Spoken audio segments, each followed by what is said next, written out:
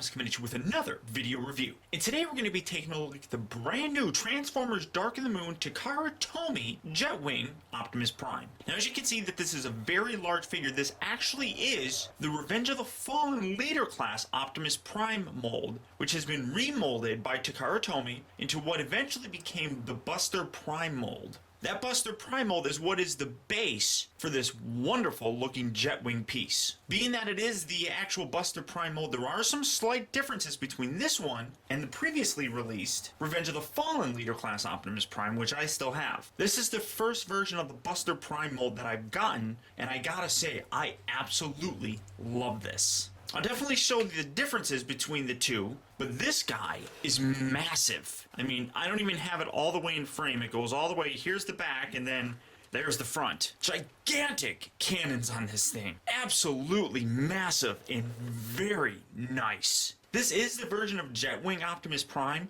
that we should have gotten with the Ultimate Optimus Prime. Now, as of right now, this figure is exclusive from Takara Tomy, but there are some hints out there and some rumblings that at some point in time, Hasbro might actually release this here in the United States. If that's the case, this is going to be a fantastic piece for anybody to pick up. Unfortunately, right now, it's a little bit expensive, roughly about $200. This set is not going to be for everybody. But as of right now, this is the best version of the Dark of the Moon Jetwing look that we've ever gotten. But look how big this is. I mean, this is just absolutely massive. I don't even know if I can. Let me show you this here. Maybe this will work if I bring my camera back. That is just absolutely huge. The one thing that does actually kind of suck is this entire assembly cannot be used on the original Revenge of the Fallen Optimus Prime. The biggest reason is because in order to attach this to the back of the figure, you have to be able to remove these gas tanks. Something that you cannot do on the original Hasbro version. The subsequent Buster Prime mold, where these detachable gas tanks originated from, is the only mold that will work with this set. Unless you want to cut off the gas tanks on the original version. So I know some people will be like, oh, well, I only want the whole Jetpack thing. I don't want a whole new Optimus Prime. But you can't buy this separately anyhow, so there's no real point in trying to acquire this to put on your Revenge of the Fallen Optimus Prime. You gotta buy this guy along with it. Now, highlighting the actual jet part itself, when you come around here, now you can actually detach this. It just pegs in. There's a little tab right here, obviously, and then there's little spaces here and here. Those four places, in addition to this, actually do exist on the Revenge of the Fallen Optimus Prime. As you can see, this little bit right here goes into the trailer hitch section, and these four little bits attach on the sides. Now here's the original Revenge of the Fallen Optimus Prime in his truck mode, and then that's the Jetwing one there in the back. And as you can see, this little bit here has these four tabs on the outside, and then that as well. So you can actually, if you really wanted to, and this clicks in, if you want, and that pops off, but we'll get to that here in a second. As you can see, the actual backpack piece can attach to the original Optimus Prime while he's still in his truck mode. He just can't attach in robot mode. Now, highlighting the actual jetpack itself, as you can see, really nice silver painted wings, and then a really nice kind of a darker gray or gunmetal gray here on the guns and the actual main section of the jetpack itself. But look at the detail here on the guns. This is exquisite detail. Takara Tomy really went way above and beyond on the detail on this. You flip around here, and then even if you open these little bits up, just like so, you can see all the wonderful panel lines and details there on the inside. Same really nice panel lines here on the wings themselves. You also have some clip points that are all on the wings, and you have some mech tech ports that are all throughout it. So you can really armor this guy up. The actual blaster bits right here, these actually are on ball joints, so you can position these, both of these, however you really want. That's a really nice added touch, which they didn't really need to do, but it's very nice regardless. Just a really exquisite looking piece, and then you flip around here on the front,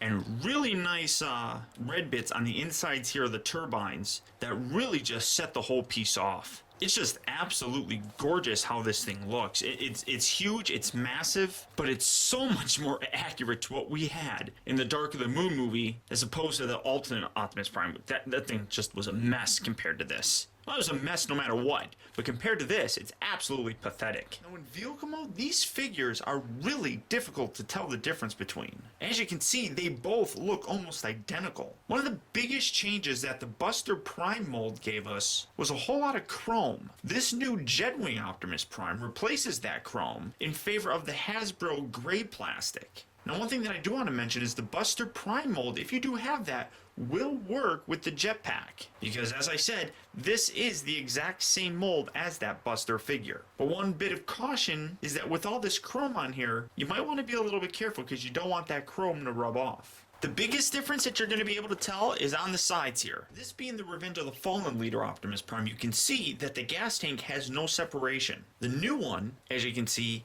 has the separation because, as I said, this being the Buster Prime mold, it still has these, which can transform into his arm cannon. And at least to the naked eye, I don't see any difference in the coloring whatsoever. The red looks very similar. Obviously, the gray looks very similar. Now, despite the fact that on camera it probably looks like it's a little bit different because this is more shadowed, the blue even looks pretty much the same. The only real difference that I kind of even see is that on the original Revenge of the Fallen Optimus, the flames on the door here look a little bit different, a little bit darker than the flames on the new Jetwing version. Now, I don't know if that's just me or if it's a little crazy, but I looked at this side by side, and like I said, I know that this one's a little bit further back, so it's shadowed a little bit more, so that's gonna look a little bit darker. But in the light, to my eye, those two flames look a little bit different. But all in all, these two vehicle modes look just about identical, leading some people to believe that Hasbro at some point in time might actually release this guy.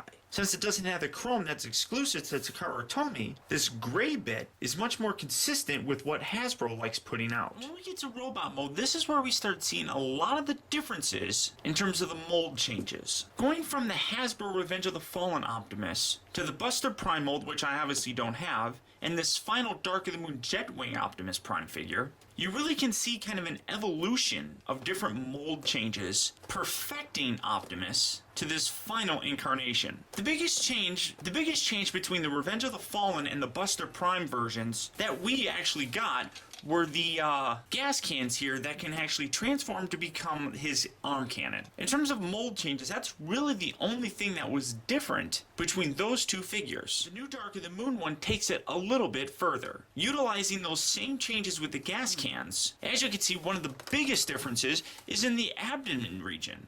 This whole section right here was remolded, including the little flip down section here that you push down to get him to talk, which kind of sucks on this one.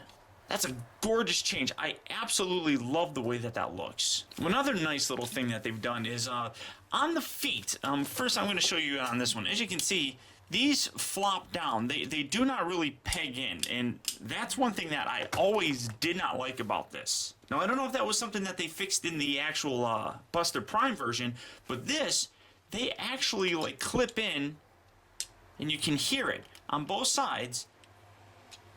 Well, not so much on that one, but they hold in so much better. They don't fall out at all. As you can see, I absolutely love the way the new abdomen looks. And he has the same speech features. Still says that. But with this redesigned section here, it actually makes transforming this chest piece a little bit easier. You slide it up and it well, if I can do it. It pops out. You can see a little tab in here.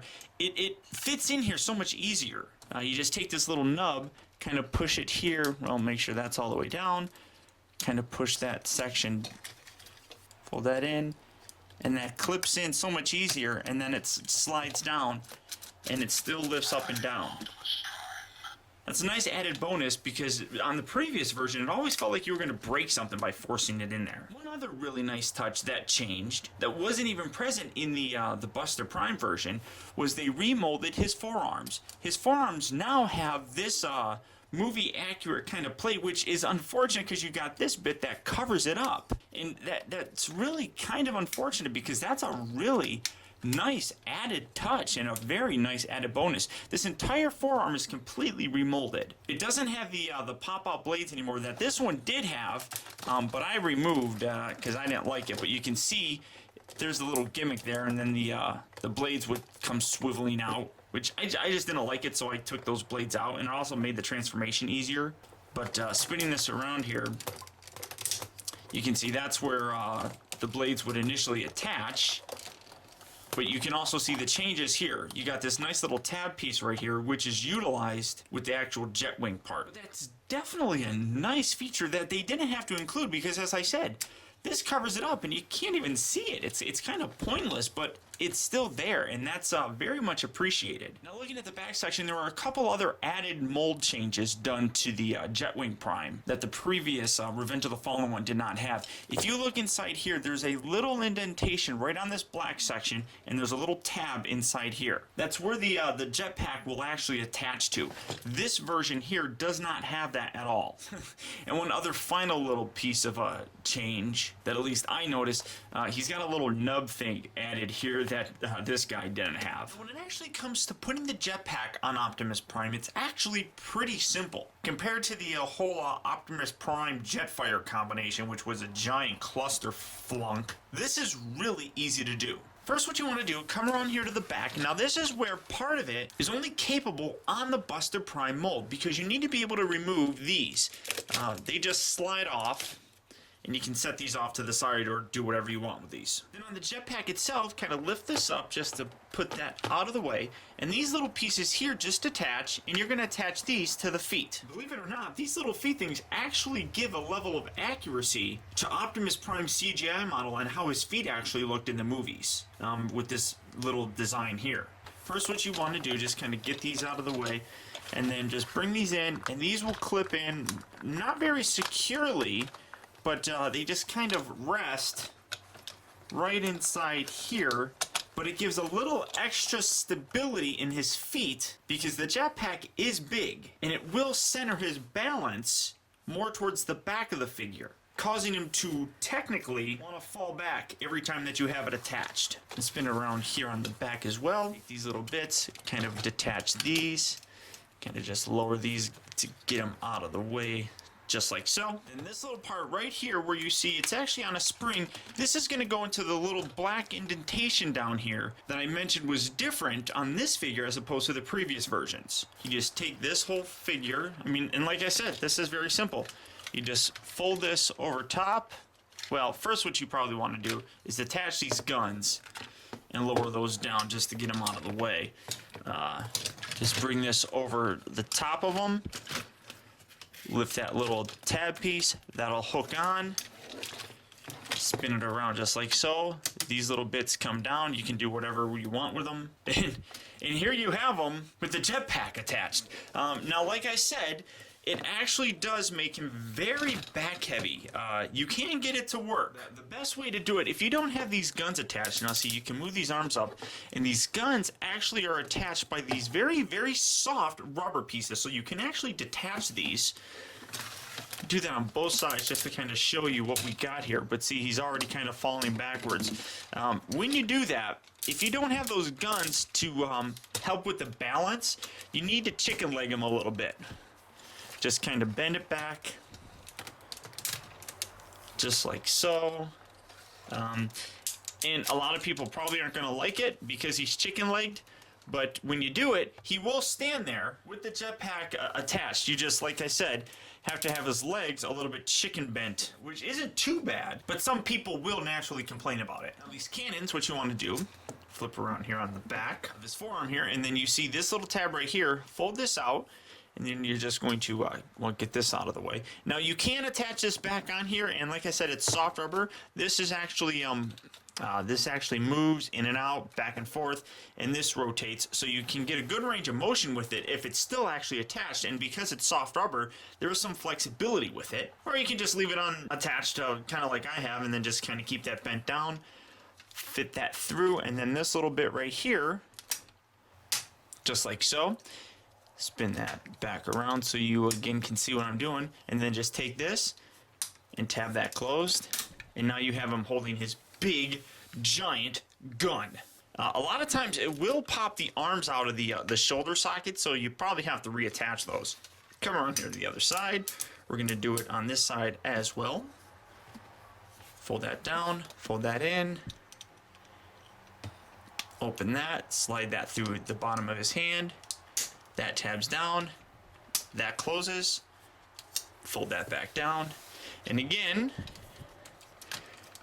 that untabbed, and now you have him with his Gatling guns. Now, when you have the giant guns out, you don't have to have his legs chickened all the way out. You can just have them in the normal position, and he'll stand perfectly fine. Although you can't really see him because, again, this thing is massive. I'm going to put my camera as far back as I can. And this figure is just absolutely huge and gorgeous, and it looks fantastic. That is a gorgeous, gorgeous looking representation of Optimus Prime, and these guns are just huge, and this is how he looked in the Dark of the Moon movie, and this is the best representation of the Jetpack version of Optimus Prime that we've ever gotten. That Ultimate Optimus Prime, utter crap. When you compare it to this, just pure crap. Granted, this cost twice as much as that one, but this is ultimate. Now, one other kind of really neat thing about the Jetpack is if you come around to the back, you see that on the turbines, they got these little sections here that actually open up. The reason that is for storage of his gas tanks here. All you have to do is put them in, and then I'll put them in this way, and then you see a little tiny groove set right here that fits into the hole bit right in here. Just kind of rotate that around, that pegs in, and then you can close that just like so. And that actually fills in the gap rather nicely that you can see is evident on this side. So again, just open this up, take this section, fold that in, that kind of tabs into place, then rotate that shut. And there you have storage for his gas tank weapons in the actual turbines of the Jetpack itself. Now, not only that, like I said, you can position these wings. They are actually on some different joints. You can move it back and forth like so. This one also does it. They extend all the way out, which that kind of looks goofy. I prefer to kind of angle it down in terms of my positioning and angle that just a little bit out, not too much. But I like having it equal, so there we go. But there, I mean, that's just absolutely gorgeous looking. Again, that's just a wonderful, wonderful representation of how Optimus Prime looked in the Dark of the Moon movie. Now, when it comes down to it, this set is going to be highly sought after. It really is my hope that this figure will get a mass release from Hasbro at some point in time. As it stands right now, the $200 price tag for this really puts it out of reach from anyone who isn't an adult collector. And I'm really certain that there's a lot of younger fans out there that will love to have this over that Ultimate Optimus Prime thing. I really sincerely hope that Hasbro isn't giving us that Ultimate Optimus Prime to replace this wonderful masterpiece. But honestly, even if I was a kid, I would save as much money as I possibly could, take in bottles, mow lawns, help take care of your grandparents, paint walls, anything that could earn me extra money so I could afford this. Because in a lot of people's collection, this can easily become the centerpiece for it. And I have no problem having this proudly displayed in the center of my collection, showcasing just how wonderful it actually is. So until next time, guys, I want to thank you for tuning in. This has been Optibotimus. I'll talk to you later.